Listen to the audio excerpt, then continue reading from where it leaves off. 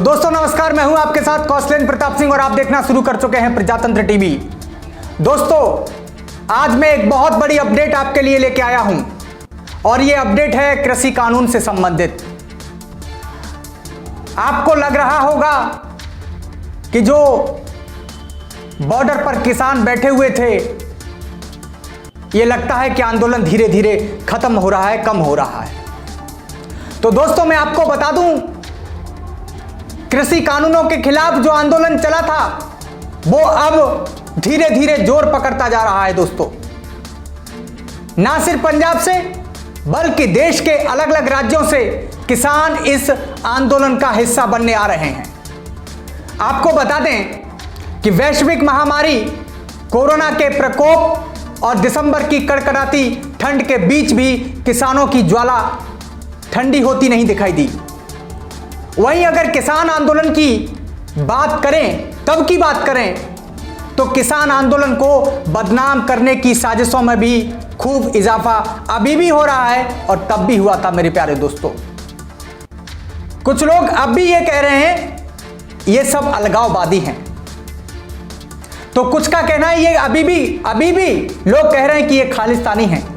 Bharatiya Janata party और Bharatiya Janata party समर्थित जो देश का परिवार है, उसकी पूरी कोशिश है कि किसी तरह किसान आंदोलन को बदनाम किया जाए। अभी भी दोस्तों मैं अब की बात क्यों कर रहा हूं, इससे पहले मैं आप लोगों के बीच कुछ रखना चाहता हूं। मेरे प्यारे दोस्तों, मैं कहना चाहता हूं कि जिस तरीके से किसान आंदोलन आगे बढ़ा और अब आपको लग रहा होगा कि किसान आंदोलन की कोई अपडेट क्यों नहीं आ रही, तब मीडिया ने किसान आंदोलन को कवरेज किया। अब मीडिया व्यस्त है बंगाल चुनाव में।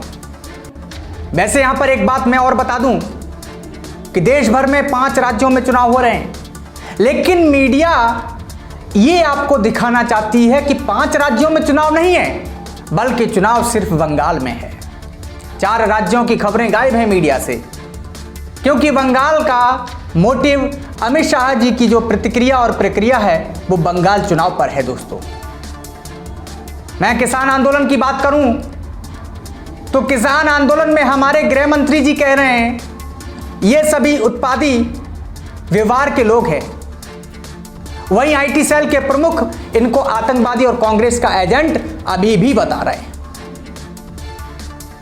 दोस्तों मैं एक सवाल करना चाहता हूं और यह सवाल उन सभी सत्तारूढ़ पार्टियों से है कि सत्तारूढ़ हमेशा जो भी जन आंदोलन है उनको रोकना चाहती है।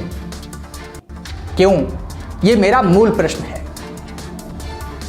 दोस्तों मैं बताऊं आपको कि भारतीय जनता पार्टी की सरकार सभी जन आंदोलन के विरोध में क्यों आ जाती है। जन आंदोलनों का इतना डर क्यों है, मैं जानना चाहता हूं। देश की केंद्रीय सरकार इतनी सारी शक्तियां होने के बावजूद भी लोगों को हुजूम से इतना क्यों डरती हैं, ये मेरे मूल प्रश्न हैं। दोस्तों मैं आपको बताऊं कि मीडिया का एक पार्ट इनको असली किसान ही नहीं मान रहा। मीडिया यह दिखाने की अभी भी कोशिश कर रहा है कि यह अंग्रेजी बोलते हैं और किसानों को तो अंग्रेजी नहीं आती है। दोस्तों मैं आपको बताऊं, ये अपने आप में एक हास्यास्पद है। किसानों को राजनीति से प्रेरित बताया जा रहा है। इस किसान प्रोटेस्ट के महत्वपूर्ण 2 आयाम हैं जिनको आपको समझने की आवश्यकता है दोस्तों, जिनमें यह सब जनतांत्रिक मूल्यों पर सीधे तौर पर आघात है। इसकी शुरुआत यहां से होती है कि आप किसानों के लिए कुछ कानून लाना चाहते हैं, लेकिन किसानों के साथ इसके लिए एक बार भी इससे पहले कोई चर्चा नहीं की गई। फिर इसके बाद राज्यसभा में यह बिल लाया जाता है। सरकार के वोटों की पक्ष की संख्या जो है वो कम है, लेकिन इस बिल को वॉइस वोट के साथ इसको पास कर दिया जाता है, यानी कोई भी डिवीजन ऑफ वोट नहीं किया जाता मेरे दोस्तों। लेकिन सबसे बड़ी बात यह समझ नहीं आती कि देश के किसी भी राज्य का मुख्यमंत्री अगर राष्ट्रीय अध्यक्ष से मुलाकात करने के लिए जाता है तो उसको मिलने से मना क्यों कर दिया जाता है। ऐसा क्यों और किस लिए? यह तो बहुत निम्न, या हम कहें कि यह तो बहुत ऊंची बात है कि किसानों को इस तरह फिर भी उनको मिलने से रोका जा रहा है? ऐसा क्यों मेरे दोस्तों? आप तो देश के नागरिकों के लिए काम करते हैं, फिर ये डर और भय किस बात का है, ये मुझे बताइए।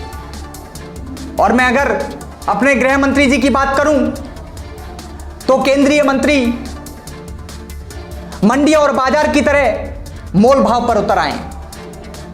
आपने देखा होगा कि जिस तरीके से हम मंडी में जाते हैं वहां पर हम मोल भाव करते हैं, उस तरीके से हमारे केंद्रीय मंत्री चाहे कृषि मंत्री हों, उन्होंने किसानों के साथ मोल भाव करने की कोशिश की थी, लेकिन क्या हुआ? नहीं, सौदा नहीं बन पाया।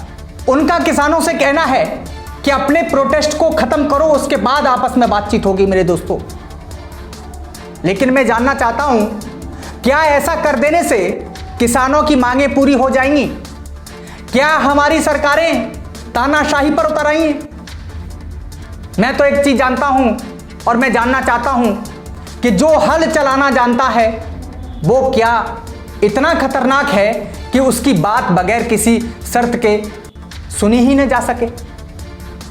मेरे प्यारे दोस्तों, अगर उनको लग रहा है कि किसान आंदोलन का प्रभाव धीरे धीरे कम हो रहा है, तो आप बॉर्डरों पर जाइए और देखिए कि किसान आंदोलन का प्रभाव अभी भी बढ़ रहा है। किसान बड़ी संख्या में एकजुट हो रहे हैं। तो देखना यह होगा कि क्या सरकारें अब भी किसानों से बातचीत करती हैं या नहीं। धन्यवाद।